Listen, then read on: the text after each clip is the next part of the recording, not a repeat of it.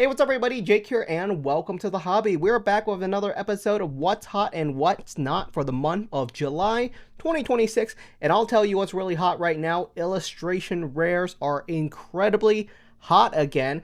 And it's a lot of the ones that you can sort of expect and also some of the ones that might be a little bit surprising to you. A lot of the illustration rares with the most unique, iconic, and gorgeous art pieces are really starting to see some serious resurgence. There are a ton of them, so I'm not going to call out every single one, but some of the ones that I thought were really adorable includes the Slowpoke from Scarlet and Violet base. This card was probably under $10 for quite a while, and now it's reaching right around $50 for the month of June and July. We also have the Sudowoodo. I want to call this one out just because the Slowpoke and the Sudowoodo kind of go together as a pair because they're kind of like Pokemons that are not inside of the whole entire art piece. You know, they're not front and center, which I think is really, really cool. The Sudowoodo is also seeing a really solid climb from $18 all the way up to $32. And then we also have ourselves the Psyduck illustration rare, really awesome card from 151. Saw the biggest climb over the past year, going for as low as $16 last year, all the way up to $80 today, which is an astronomical climb if you think about it from a raw card standpoint, which is ridiculous for a card to 5x in any given year. But this is a super cool card, again, kind of following that theme of an illustration rare Pokemon where the Pokemon is not front and center. If they make a decent amount of these, it would be a really nice collage to have. Before we dive much deeper into it, I would like to thank Buyee for sponsoring today's video. I've been a longtime member of Buyee and I absolutely love their service. As someone that just got back from Japan, I'm going to tell you, I could have used Buyee to get pretty much everything I would have probably bought in Japan anyway for a whole lot cheaper. My wife and I basically spent over $5,000 to travel to Japan for a week. And honestly, if you really think about what we bought, and you know, the experience is fantastic, but I could have bought everything that I wanted from Buyee anyway. Buyee is a fantastic service. It's a super easy way for you to purchase Pokemon cards directly from Amazon Japan, Mercari Japan, as well as my favorite spot, which is the Pokemon Center Japan themselves. The Pokemon Center Japan is currently having their 30th anniversary special, and there is a ton of really awesome merch that is only available directly from Japan, and Buyee is one of the easiest ways that you can purchase a lot of those super cool products and ship them over here if you live in the US, Canada, UK, wherever you live from. Buyee is super easy to use. They allow you to shop on all of the major platforms directly from Japan. They'll ship it to their warehouse, and whenever you're ready to get your whole entire order all together, they'll ship it all in one single box directly to wherever you live. Try out Buyee today. Click the link down in the description and use the coupon down below for 10% off your very first purchase directly from Buyee. A huge thanks again to Buyee for sponsoring today's video. Jumping back to our list for a lot of the cards that are currently really hot, we got ourselves the Team Rocket's Mewtwo EX. It's not seeing the highest climb, but it's still climbing, and that is quite solid for a card that is so new. For a lot of modern cards, especially SIRs, they're actually decreasing in price, so it's actually surprising when there are just a couple of SIRs that are actually climbing in price. And obviously the Team Rocket's Mewtwo hype never fully died down. Destined Rivals is an incredibly popular set, and it's slowly starting to make its climb, going from $400 at the start of this year up to $550 right now. Another Team Rockets card that I would like to call out is the Jesse and James full art. This card is seeing such a solid climb for where it used to be. I remember when Hidden Fates came out, this card was basically a $3 card. This card used to be so cheap, it was basically like a $3 or $4 raw card. The fact that it went from $3 to $4 to $88 is very, very strong. That's basically a 22x multiplier if you bought this card raw for $3 or $4. Same with graded copies. Graded copies are seeing a serious resurgence right now, going for $275 for PSA 10. Another card that is seeing a serious resurgence is Rayquaza. A lot of Rayquaza cards are making resurgence, but specifically the amazing rare Rayquaza. It only took Vivid Voltage 5 or 6 years to finally see a decent climb on this card. But yeah, it was really stagnant for a long time, going for as low as right around $12 in February. But going for $32 in July is a lot stronger. Same with PSA copies. They just recently saw like their serious climb. In March, they were going for like $80 to $90, which is pretty cheap for a PSA 10 copy of an amazing rare hit.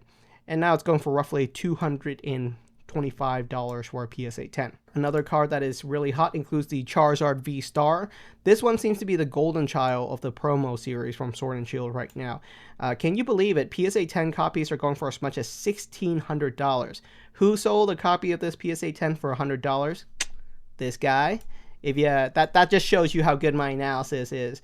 It's not a card that I particularly want, and I'll tell you, I do have some copies of this card still. It used to be a $10 raw card, so grading it for 15 bucks and selling it for $100 seemed like a really good deal back in 2022. Anyway, another really cool card that is starting to make its serious climb includes all of the Tag Team GX.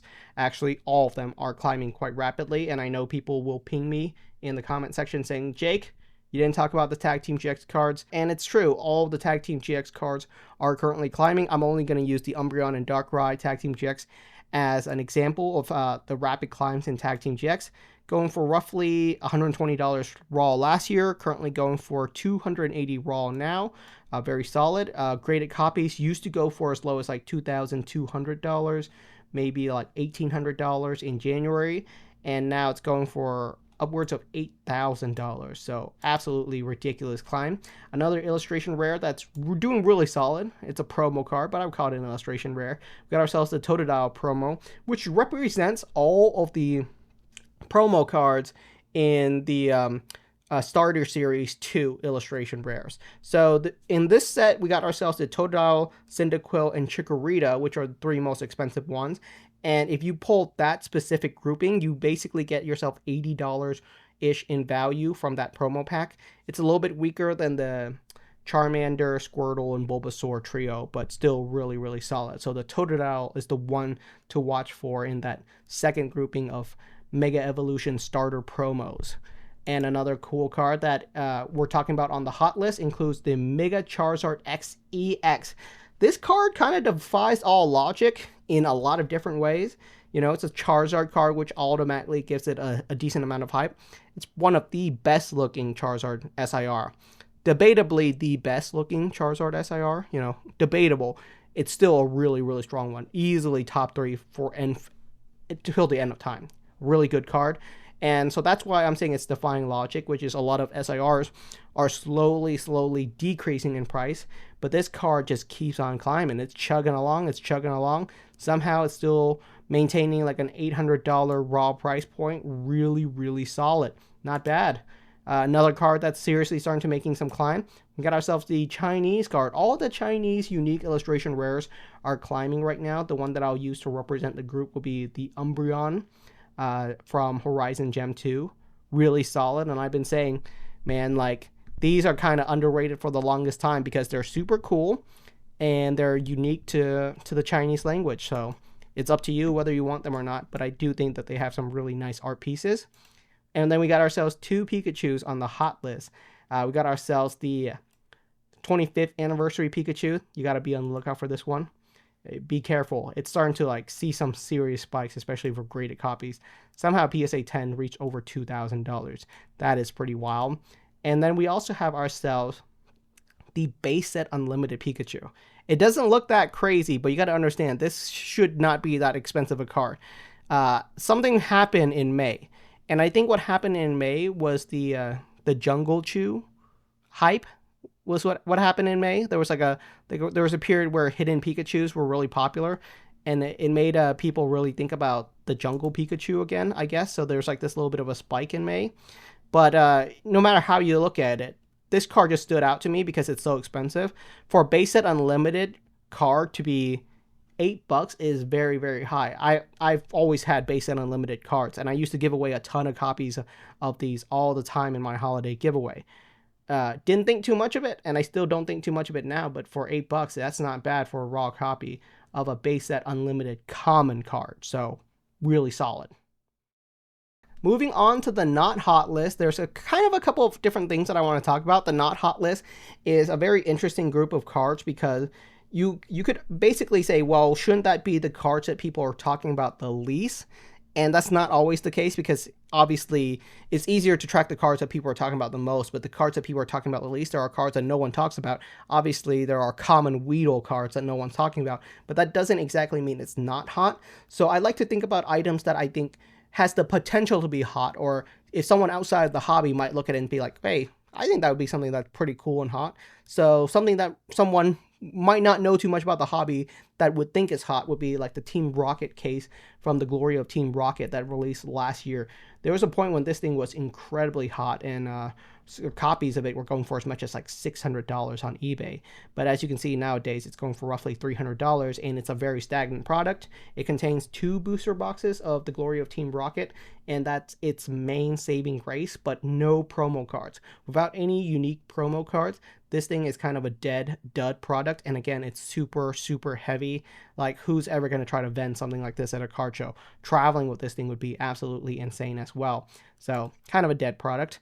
Another card, the Mega Darkrai EX, not hot. Is that really what it means though? Again, like, I think a lot of people think, oh, if a card's decreasing in price, it means it's not hot.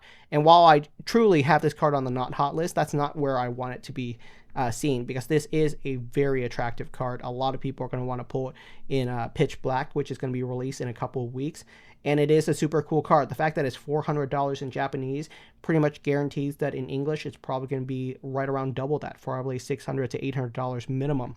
It's going to pretty much carry the same level of weight as the Phantasmal Flames Charizard, the Mega Charizard XEX. So this is a super cool card, but it's going to decrease in price just because this is a brand new set. People are ripping it open, and there are people that hit this card and they just don't want it. For this card's price to drop, it means people are selling it. We got ourselves, again, the Mega Greninja EX from Chaos Rising. Is this card not hot? It's still really, really hot, but it is decreasing in price, and the big reason why it's decreasing in price is because people are selling it. Everything that decreases in price is because someone sells it. If someone sells it, doesn't mean it's not hot. It might just mean people would rather have the money. If you rip open a random Chaos Rising booster pack right now, and you pull yourself a Mega Greninja EX, and it's not a gradable copy, you look at it and you say, oof, the centering's a little bit off. I think it's probably going to be a PSA 9. There's no reason for you to ever grade it, because the cost of grading it with PSA is $80 or something ridiculous right now. Spending $80 to grade this card and for it to come back as a 9 or 8 would be devastating. So a lot of people are just taking that cash, and taking the cash does not make them any less of a collector. Like, if you rip open a booster pack of Chaos Rising and you pull this card and you're like, I don't want this Greninja, I'm going to trade it or sell it to buy other stuff, that does not make you any less of a collector. I do think there's like a portion of the community that thinks like if you sell off hits that you pull, that like it means you're like a reseller and you're not really a collector, and I don't think that's the case. We got ourselves the Mega Blastoise EX, as well as some other Mega cards that are what I would consider not hot right now, and I think it really just comes down to the fact that they haven't made a re-release of the Mega Blastoise. So is that the full reason? I'll get into that in a little bit, but you can see there was a serious climb for it right around September. And a big part of that was because we got news that Mega Evolution was coming back, Phantasmal Flames, a bunch of Mega sets were coming out, so there was a period of Mega hype. And after the Mega hype kind of came out, it petered out that these cards aren't attractive any longer now that the hype for Mega has gone the way. So talking about cards that should be hype is the Mega Charizard, the older version of this card. It should be pretty solid, you know, seeing that same level of climb as the Blastoise earlier. But again, after Phantasmal Flames came out, it petered and petered and petered. So you can't just assume that a card will always climb, especially when it's based on rumors. Like, this card was climbing based on rumors, which we're going to get into, because a lot of cards climb because of rumors, and that would be a cautionary tale.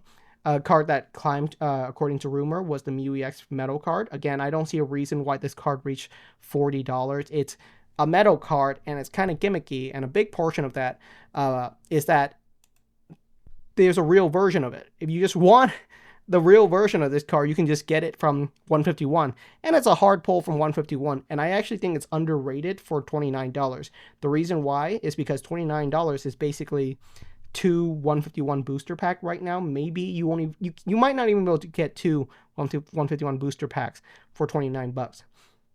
And this would be a super cool card to pull inside of 2 151 packs. So That's how I would consider it underrated, because it's a super awesome secret rare. But again, Pink Mew, super iconic artwork. We'll see where this goes long term. We got ourselves the Mega Cards. The Mega Cards, especially the Mega Hyper Rares, again, still really, really slumping. I haven't seen any of these make a large splash in the hobby. We'll see if there's enough of them down the line. There might be some kind of cult following for these Mega Hyper Rare cards. But as of right now, the market is saying these are not cool. We prefer our SIRs. Talking about some other cards that might have some serious rumor hypes around them, we got ourselves the Celebrations Classic Collection from the 25th anniversary set. But I just want you guys to be aware that these cards were not that hard to pull, were not that rare, and they never really saw that large of a climb. You know, this Mega Rayquaza EX right now, you can buy it for roughly $50. That's not super crazy for what it is, you know, super cool Rayquaza EX card from the Classic Collection. And even once you get into like some really iconic cards like the Venusaur from base set, again, super cool, super iconic card, and it's basically the cost of a single booster pack, you know. So this is what you can sort of expect from the 30th anniversary Classic Collection, unless they make those cards way harder to pull than the 25th anniversary version. I do expect a lot of the Classic Collection cards from the upcoming 30th anniversary celebration set to be pretty easy pulls, and they're probably going to be around the same price point. Some of the more expensive ones might be $100 to $200 right out of the gate, but most of these Classic Collection cards are not going to be super desirable. Seriously, looking at the list, there's only like a solid 12 out of the 30 that you really are going to be excited for, and most of them are going to be quite cheap, you know. We're actually talking about some of the better Classic Collection cards. There's like way weaker ones like Claydol or Donphan or something like that, which are way weaker Classic Collection cards, and those are still incredibly cheap. So yeah, I'm excited for the 30th anniversary, but these cards should not be super expensive. Thank you so much for watching. I hope you guys enjoyed today's episode of What's Hot and What's Not. And if I miss anything for the month of July, let me know down in the comment section, and I'll see you guys next time.